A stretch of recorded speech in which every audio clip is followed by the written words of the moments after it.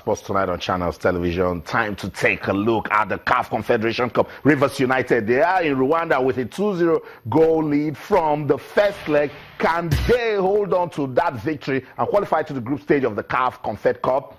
Joining me now in the studio, Tolu Olorumoten. Yeah, I like that name. Tolu, good to have you on the program. Great to be here, Austin. Thank you very much. Of course, Joseph Mukuzi makes a return. Joseph, good to have you on the show. Always a pleasure. Always a pleasure. Second leg of the CAF Confederation Cup, Tolu. Rivers United, we saw them beat El Marek 3-0. They traveled to Sudan and they lost it. This time around, have they learned their lesson? Well, we hope they have learned their lesson. But it's going to be a really difficult game for them. First things first. Rayon Sport are hoping to make it to the group stages of the CAF Confederations Cup for the first time in their history. And should they go ahead to do that, God forbid, should they do that, they'll become the first team from Rwanda to do that. And that's going to be record-breaking for them. So they have a record in sight. Currently, they are top of the league. And they are 8 points clear of second-place team with a game in hand. Another thing to note is that they have only conceded 12 goals in 22 games so far this season. That tells you that the whole thing is tight at the back. And they have averaged about 1.2 goals per game in the 22 they've played. That means they can score at home. Now, have Rivers United learned their lesson from what happened in Sudan? We hope they have. Otherwise, there could be a capitulation in Rwanda. The fans will be behind them. They have a record they're looking at. And again, they have their top scorer back in the team, Shaheen Nahimana, who scored 12 goals. He was missing the first leg because he was ill, so he wasn't in Nigeria. But now they have him back in the team. And they have two other guys who have scored 9 goals each in the league. So they have goals in them. They can hurt us. Wow. But can Rivers United hold their ground and do the needful? Go out there, get a 0-0, a 1-0, and you're through. Just don't lose. Just don't throw it away. Otherwise, they'll be hurting their own chances. Just don't lose, but how difficult is it to hold on to that 2-0 victory? Very difficult. You know, if there's one thing Rivers United has proven so far is that they can concede as much as they can. They've proven that. They've proven that, definitely. I mean, they scored 4. They scored 3. They conceded 4 away. And quite disturbing, even in the league, you realize that they just have a +1 aggregate. Wow. They've scored 11 goals, conceded 10. So this is a team that obviously is capable of losing this game. They really have to be very, very careful. Because quite frankly, 2 goals is not, there's nothing esoteric about 2-goal lead.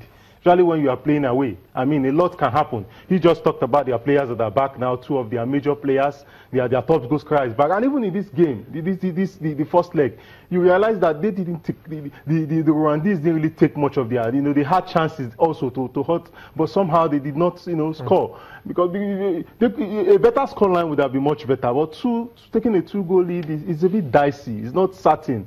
Quite frankly, it won't be a difficult task as such, for them to concede 2 goals.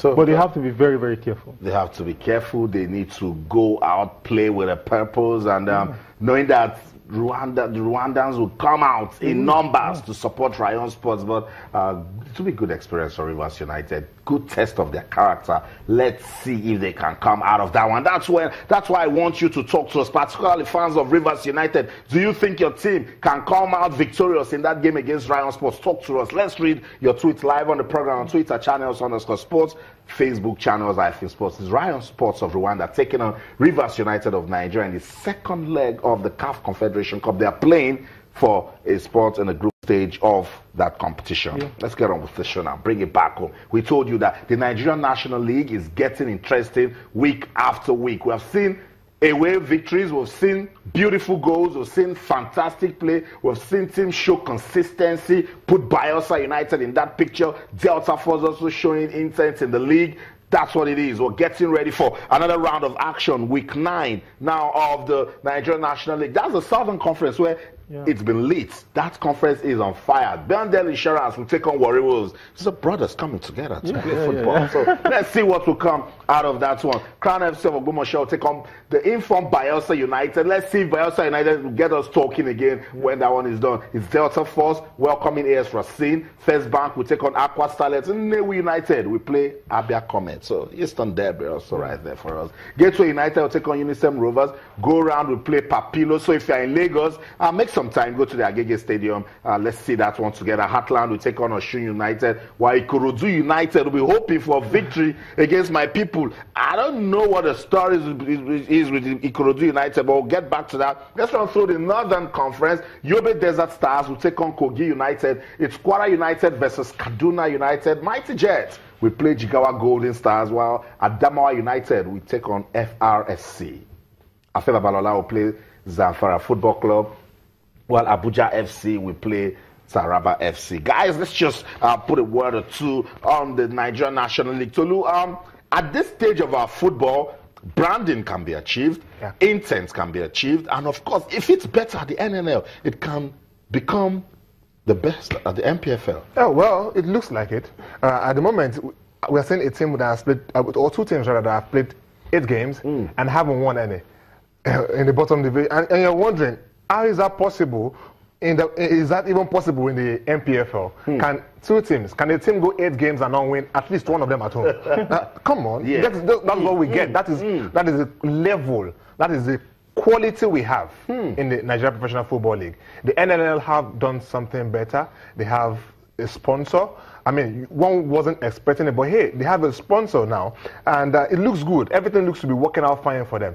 And you have a lot of traditional teams in there: Bendel Insurance, Warri Wolves, this other team, Heartland. Yeah. So these teams give you a feel of what is going to happen. With the presence of these teams down there, it means that there will be a lot more followership. People want to talk about it more. People want to see the game. And of course, they can't abandon their team anyway. So that is why we're seeing this improvement at the NNL so far. What happens when some of the traditional teams are promoted to the top flight? We don't know yet. Perhaps some other traditional teams will, of course, will drop down there.